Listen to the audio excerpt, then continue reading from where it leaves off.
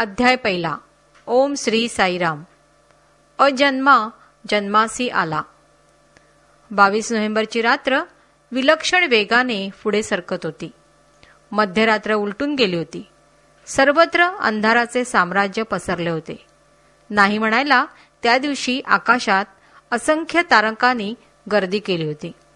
दक्षिण भारतातील स्वातंत्र्यपूर्व काळातील ही घटना एका लहानशा खेड्यातील.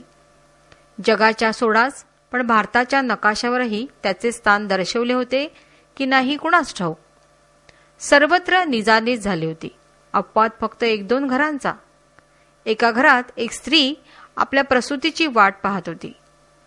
प्रसूती समय जवळ आला हे जाणून तिने आपल्या सासूबाईंना निरोप पाठवला, परंतु त्यांनी उलट निरोप दिला. माझे श्री सत्यनारायणाचे व्रत संपत आले आहे. व्रत पूर्ण होताच तीर्थप्रसाद घेऊन येतेस तोपर्यंत धीर धर. व्रताची सांगता होताच सासूबाई तीर्थप्रसाद घेऊन सुनबाईंजवळ आल्या. तिला तो तीर्थप्रसाद ग्रहण करण्यास दिला अन काही क्षणातच सुनबाईंनी एका पुत्ररत्नास जन्म दिला. सावळे सुंदर रूप मनोहर राहो निरंतर हृदयी माझ्या असे रूप असलेल्या त्या बालकाच्या गालावर दृष्ट लागू नये म्हणूनच जन्मताच तीट लावली होती. कुरळे जावळ शोभत होते, परंतु जन्मल्यावर इतर बालकांप्रमाणे आक्रोश न करता हे बालक स्मित हास्य करू लागले. हे पाहताच त्याच्या मातेने एक हलकासा चिमटा त्याला काढला, पण त्यामुळे ते अधिकच हसू लागले. हे दृश्य पाहताच ती माता, तिच्या सासूबाई व जवळच राहणारी एक स्त्री अचंबित झाल्या. इतक्यात घरातील तंबोरा, मृदुंग, चिपळ्या अशी वाद्ये मंजूळ स्वरात नाद करू लागले, जो नाद त्यांनी यापूर्वीही अनेकदा केला होता. तो या पुत्रजन्माची सूचना देण्यासाठीच. बाहेर ओसरीवर त्याच्या पित्याला व आजोबांना पुत्रजन्माची वार्ता कळवण्यात आली. दोघांना आनंद झाला. आजोबांना विशेष आनंद झाला. त्याने आकाशाकडे पाहून हात जोडले. तो सोहळा पाहण्यास असंख्य तारे तारका जमा झाल्या होत्या. तो दिवस होता अक्षय वर्ष, कार्तिक मास, कृष्ण चतुर्थी, आद्रा नक्षत्र, चतुर्थ चरण, वृश्चिक लग्न. सोमवार संपून मंगळवार उजाडण्यापूर्वी व तारीख होती 23 नोव्हेंबर 1926. त्या बालकाच्या मातेचे नाव सौ ईश्वरम्मा, तर पित्याचे नाव श्री पेंद व्यंकप्पा, आजी सौ लक्षम्मा व आजोबा श्री कोंडमराजू. आणि त्यांच्या जन्मसमयी तिकडे आणखी एक स्त्री होती. तिचे नाव सौ सुब्बम्मा आणि गावाचे नाव होते पुट्टपर्ती. या बालकाच्या जन्माने श्री कोंडमराजूंना विशेष आनंद होण्याचे कारण म्हणजे त्यांना पडलेले ते स्वप्न. काही काळापूर्वी त्यांना एक दिव्य अद्भुत असे स्वप्न पडले होते. त्या स्वप्नात त्यांना एक दिव्य तेज असलेली परंतु चेहऱ्यावर व्याकुळता असलेली देवी दिसली. ती होती सत्यभामा. आपल्यासाठी पारिजातकाची फुले आणण्यासाठी गेलेल्या श्रीकृष्णाची वाट पाहत उभी असलेली. दिवसामागून दिवस गेले, परंतु श्रीकृष्ण काही परत येईना. त्यामुळे व्याकुळतेने तिच्या नेत्रातून अश्रुधारा वाहू लागल्या. त्याचवेळी प्रचंड वादळ उठले व ढगांचा गडगडाट होऊन विजा चमकू लागल्या. मुसळधार पावसाला सुरुवात झाली, परंतु देवी सत्यभामा मात्र तशीच पावसात भिजत उभी होती. श्री कोंडमराजूंचे तिच्याकडे लक्ष जाताच तिने आपणास निवारा देण्याचे त्यांना सांगून येथे येणाऱ्या भगवान श्रीकृष्णाची मी वाट पाहत थांबते असे सांगितले. स्वप्न संपले आणि श्री कोंडमराजूंनी सत्यभामेचे मंदिर बांधण्याचा निश्चय करून मंदिर बांधून पूर्ण केले. परंतु अधिक धन नसल्यामुळे मूर्तीच्या जागी मात्र एक शिला उभारली. जगातील एकमेव सत्यभामा मंदिर कदाचित हेच असेल. अशा वेळी घरात पुत्र जन्म झाला. त्याच्या जन्मापूर्वीच घरातील मंगलवाद्ये सुरात वाजत होती. जन्म झाल्यावरही त्यांनी मंजूळ स्वरांनी त्याच्या जन्माचे स्वागत केले, म्हणजे हाच तो भगवान श्रीकृष्ण हे जाणून श्री कोंडमराजू विशेष आनंदले. सौ ईश्वरम्मा व सौ लक्षम्मा यांना या बालकाच्या आगमनाने अत्यानंद झाला. त्यालाही तसेच कारण होते. एक दिवस सौ ईश्वरम्मा या विहिरीवर पाणी भरण्यासाठी गेले असता आकाशातून एक अत्यंत तेजस्वी असा तेजोगोल वेगाने आपल्याजवळ येत असल्याचे त्यांनी पाहिले. हा तेजोगोल त्यांच्या उदरात प्रवेश करता झाला आणि त्यांची शुद्ध हरपली. भानावर आल्यावर त्या घरी परतल्या व सासूबाईंना ही हकीकत कथन केली. त्यावर सासूबाईंनी हे कोणासही न सांगण्याची त्यांना आज्ञा केली. हे केवळ परमेश्वरी कृपेचे वरदान आहे हे त्या दोघी जाणून होत्या. म्हणूनच या अपत्य प्राप्तीनंतर दोघींनाही अत्यानंद झाला. असाच आनंद स्वर्गस्थ ऋषीमुनींनाही झाला असेल, विशेषतः भृगु, अगस्ती, वसिष्ठ व शुकमुनींना, कारण त्यांनी या बालकाच्या आगमनाचे भाकीत आपल्या नाडी ग्रंथात सविस्तरपणे वर्णन केले असून त्याच्या कार्याविषयी सविस्तरपणे माहिती भुर्ज पत्रावर संस्कृत भाषेत लिहून ठेवलेली आहे. ब्रह्मनाडीत असे म्हटले आहे की श्री सत्यनारायण नाव असलेला हा केवळ एक मानव भासेल, पण हा शिवशक्तीचा अवतार असून शिर्डींच्या साईबाबांचा अवतार आहे. शांत वृत्तीची ही व्यक्ती चित्रावधी नदीकाठी असलेल्या प्रतिग्रामात शांतालयात वास्तव्य करून आहे.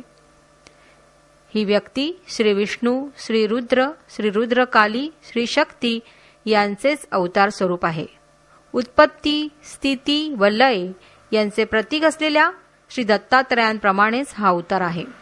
बालवयात गुरुवार हा पवित्र दिन म्हणून मानणारी, पुनरवतारात प्रेमसाई म्हणून जन्माला येणारी ही व्यक्ती सर्व शक्तिमान सर्वोच्च गुरु असेल. अगस्ती मुनींनी म्हटले आहे की ही व्यक्ती कृपेचे दिव्यात्म स्वरूप असून विश्वपिता असेल. आपल्या अगदी तरुण वयातच ही व्यक्ती घराचा त्याग करून धर्म प्रतिष्ठापनेच्या कार्यास्तव आपले उभे आयुष्य वेचेल. ही व्यक्ती अनेक शिक्षण संस्थांची स्थापना करेल व आयुष्यभर आध्यात्मिक विचारांची शिकवण देईल. ही व्यक्ती धन्वंतरीची धन्वंतरी असून अत्यंत शीघ्र गतीने परिणाम साधणारी असेल. बुधनाडीत असे वर्णन आहे की ही व्यक्ती पूर्वजन्मात शिर्डीचे साईबाबा म्हणून होती. या व्यक्तीने आपल्या उदात्त शिकवणीने आपल्या भोवती भक्त संप्रदायाची विराट परंपरा निर्माण केली आणि महान संत म्हणून आदरणीय ठरली.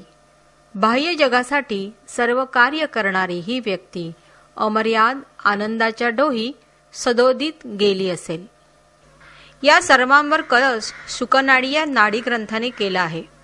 या ग्रंथात या व्यक्तीचा उल्लेख साई चरित्र मित्र ग्रंथ या शीर्षका अंतर्गत केला आहे. त्यात केवळ या बालकाचा नव्हे तर संपूर्ण कुटुंबाचा तपशील दिला आहे. त्यात असे म्हटले आहे की हे बालक महाविष्णू स्वरूप असून त्यांचे दर्शन भगवान विष्णूंचे दर्शन घेतल्याप्रमाणे आहे.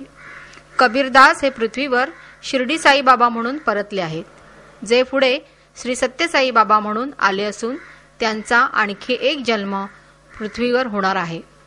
1997च्या पावसाळ्यानंतर जगात हळूहळू धर्माची लाट पसरू लागेल व त्यावर या महापुरुषाच्या महाशक्तीचा प्रभाव पडेल. ही व्यक्ती संकल्पसिद्धी प्राप्त झालेली असून तिच्या ठायी असामान्य शक्ती असेल. अहिकाची अभिलाषा नसलेल्या या व्यक्तीस इच्छा मरण शक्ती असून ती चिरतरुण असेल. ही व्यक्ती वेगवेगळ्या रूपात जाऊन दर्शन देईल आणि भक्तांच्या अडचणींचे निवारण करेल.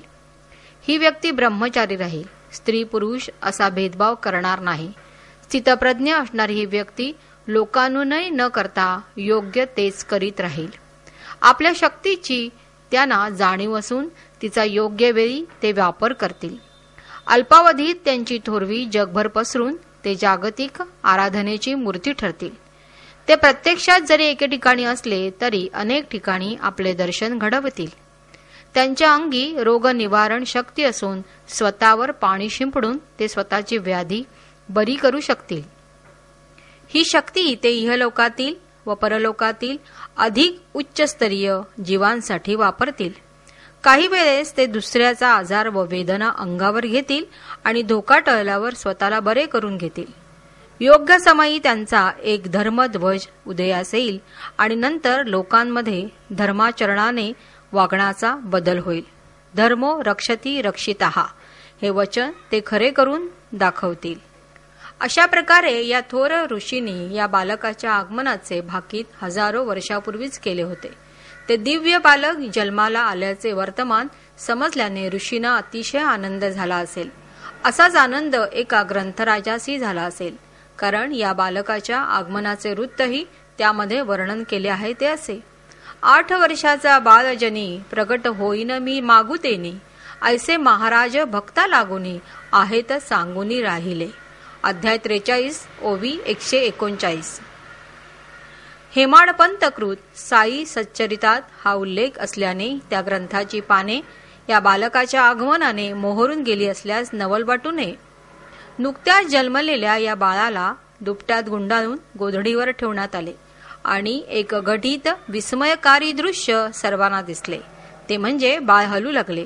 बाळाच्या अंगाखालूनही काहीतरी हलताना दिसत होते. तो होता एक नाग.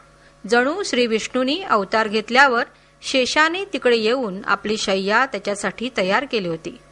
आपण शेषशाही भगवंताचे दर्शन घेत आहोत हे न कळल्याने त्या स्त्रिया भयभीत झाल्या.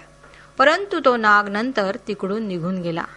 याच्या दुसऱ्याच दिवशी म्हणजे 24 नोव्हेंबर 1926 रोजी पॉंडेचेरी येथील आश्रमात महर्षी अरविंदांनी आपल्या आश्रमातील सर्वांना एकत्र बोलाविले व जमलेल्या सर्व साधकांसमोर एक नाट्यमय घोषणा केली. मला असे जाणवते आहे की प्रत्यक्ष श्रीकृष्ण भगवान या पृथ्वी तलावर देह घेऊन अवतरले आहेत. ती शक्ती म्हणजे विचार निश्चितपणे पुढे नेणारी असेल. या मर्त्यभूमीवरील सर्वांच्या अंतःकरणात ती आत्मज्योत तेवत ठेवेल. तिचा आवाज अनेकांच्या कानापर्यंत पोहोचेल. आज परमेश्वराचे पृथ्वीवर अवतरण झाले आहे. ओम श्री साईराम.